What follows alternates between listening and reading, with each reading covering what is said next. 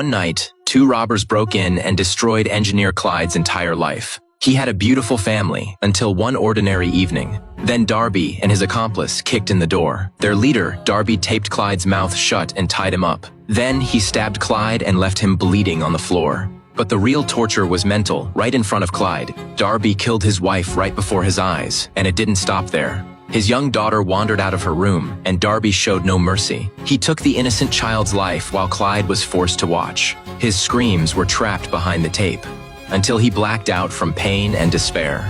When he woke up, his wife and daughter were dead, only he survived. Clyde put all his hope in the law, trusting the justice system would get justice for his family. The prosecutor was a man named Nick, a legal star proud of his 96% conviction rate. Clyde prepped his testimony, ready to watch both animals get a death sentence. But Nick told him the crime scene was compromised, so DNA and fingerprints were inadmissible. Prosecuting the ringleader Darby would probably mean losing. So to protect his shiny win record, Nick took the safe route, a plea deal. Clyde couldn't accept it, but he had no say. Nick cut a deal with Darby. Darby turned state's witness, testified against his accomplice, and dumped every charge on him. The result? The accomplice got the death penalty, execution set for 10 years later. And Darby, the monster who actually murdered Clyde's wife and daughter, just 3 years. As a broken Clyde walked out of the courthouse, he saw something he'd never forget. Nick shaking hands with his family's killer, right in front of the cameras. That is when the light left Clyde's eyes. The law was dead, so he'd handle it himself. A 10-year revenge plan had just begun. 10 years flew by. Nick had risen through the ranks of the Dawes office. Clyde, he'd vanished off the face of the earth. Then came the accomplice's execution day, and the revenge clock started ticking.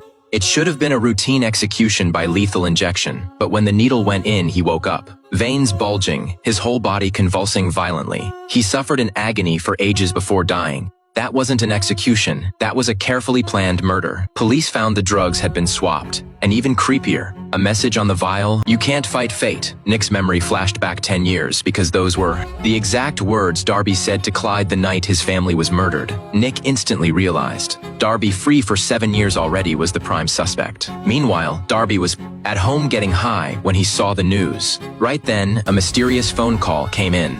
The caller warned him cops were outside. "Run now." Darby checked the window, police cars screaming toward him, no time to think. He grabbed a gun, ran as instructed, even fired shots at the police. Following the voice's directions, Darby ditched his gun by a parked patrol car. The caller said the cop inside was drugged. Darby believed it and got in. He woke the cop at gunpoint and made him drive through the police perimeter. They reached a deserted spot. Darby was about to silence him when the phone rang. The cop was Clyde, dropping his disguise. Darby panicked and pulled the trigger without hesitation. But the gun was empty, and pain exploded in Darby's hand. Clyde had rigged the weapon to incapacitate him. The moment Darby fired, it took hold. It won't kill Darby, it only leaves him completely paralyzed. But his nerves still feel everything. Clyde hauls him to an abandoned factory. This is Darby's personal hell. Clyde injects him with adrenaline, so he stays wide awake for what is next, forced to watch Clyde's grim preparations. Making it brutally clear Darby will pay for everything he did. He has even mounted a huge mirror right above Darby, taped to it photos of Clyde's wife and daughter. This monster would suffer the same terror. A prolonged, brutal revenge, moment by agonizing moment. Everything's set. Clyde puts on a helmet and hits record. By the time cops trace the warehouse, Darby is already dead. The scene's so gruesome, even veteran cops are gagging. The warehouse is in Clyde's name, so he is suspect number 1, exactly as planned. Clyde stays ice cold as hundreds of SWAT and choppers surround his house. No panic at all. He strips completely naked, hands in the air. Then lets the cops storm in and cuff him. He knows the law, and this proves he has got no weapon, zero threat to police. Think he just gave up.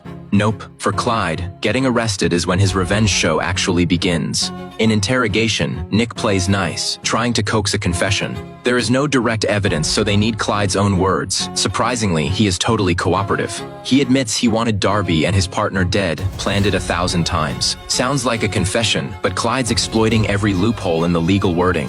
Just as Nick thinks he has got the confession, case closed, Clyde calmly sets him straight. That is when Nick realizes he has been played from the very start. Clyde offers his first deal, get him a fancy luxury mattress. In exchange, he'll confess in court. Nick refuses. No prosecutor takes orders from a criminal. He regrets it fast. Clyde mails a video of Darby's dismemberment straight to Nick's house. Nick's daughter plays the disc with no idea what is on it, and she is traumatized. Worse, the killer's masked in the video, no way to prove it, is Clyde. His wife calls Nick straight out of the interrogation, and he is forced to cave. He delivers the luxury mattress, but that is just the first trap Clyde carefully set. At trial, Clyde doesn't confess at all. Instead, he requests bail and defends himself in court. He cites exact statutes and case numbers from memory. His airtight argument leaves the prosecution speechless. Even the judge from his wife's case is convinced. She is actually about to grant bail right as the gavel's coming down. Clyde slow claps in disgust and screams. No, he just humiliated the judge who failed him 10 years ago and exposed how broken the whole system is. Contempt of court bail denied, which is exactly what he wanted. Back in prison, Clyde calls Nick in again. Deal 2. At 1 p.m. sharp. A tomahawk steak from a specific restaurant, not 1 second late. In return, he'll reveal where Darby's old defense lawyer is. Nick, skeptical, calls the lawyer's family. Turns out he has been missing for 3 days. To save him, Nick caves again and sends the steak to the prison. But the warden feels disrespected and deliberately stalls the delivery at security. By the time the meal reaches Clyde's cell, it is a full 8 minutes late. Clyde calmly eats his steak, then gives up the lawyer's location. But he adds, better hurry. Nick and his team chopper to the site. They dig up the lawyer, buried alive. He died 8 minutes earlier when his oxygen ran out. Clyde timed it perfectly. Meanwhile, back in his cell, Clyde invites his cellmate, a convicted rapist, to share a steak. While the guy's distracted, Clyde finishes eating. Then, in one swift, shocking move, kills his cellmate on the spot. Then he calmly lies on his bed, waiting for the guards. Just like that, he gets thrown into maximum security underground solitary, which was the key to his plan. Nick can't figure it out. How does an ordinary engineer pull this off? He calls a former covert operations strategist and learns Clyde's real identity. He was never just some engineer. Clyde was never an ordinary engineer. The man who once designed highly sophisticated covert operations for the government, a mind that runs like a machine. Nick's sure Clyde has help outside, so he asks the judge for an order banning all contact with Clyde. The judge, wanting payback on Clyde, signs it even though it violates his rights. Just as she signs, her phone rings. The judge dies, one more name crossed off Clyde's revenge list. Furious, Nick storms into solitary, demanding to know what Clyde wants. He gives Nick one chance: by 6 a.m. tomorrow. Drop all charges and set him free, or everyone involved in his case dies. Obviously, Nick refuses. To be safe, he moves every official on the case into the prison. He wants to see what Clyde can pull at 6. The clock ticks down. 6 o'clock hits, nothing happens. Everyone breathes a sigh of relief. They think Clyde was bluffing, but the second they relax and get in their cars to leave, bombs go off everywhere. 6 colleagues die instantly. They know exactly who the killer is. He is locked up, and he is still killing. Days later, Nick, the DA, and others leave a colleague's funeral, and on the way back, a tracked robot suddenly rolls out into their convoy. An EP kills every car's engine instantly. The DA gets riddled with bullets. Then, boom, a shell slams dead on into his car, eliminating him completely. The string of attacks throws the whole city into panic. Digging through Clyde's assets, Nick finds something shocking. Clyde owns property right by the prison. He and the warden rush over. Sure enough, beneath an auto shop, they find a secret tunnel. They follow the tunnel, and what is inside stuns them. Guns, ammo, plus disguises and uniforms. Basically a private armory. But the craziest part, the tunnel connects to a hidden door in every solitary cell. The warden carefully opens the door to Clyde's cell, and it is completely empty. In the control room, Nick sees City Hall on live feed. He instantly gets at Clyde's next target is tonight's emergency meeting at City Hall. With the mayor and every top official, Clyde's already disguised as a janitor.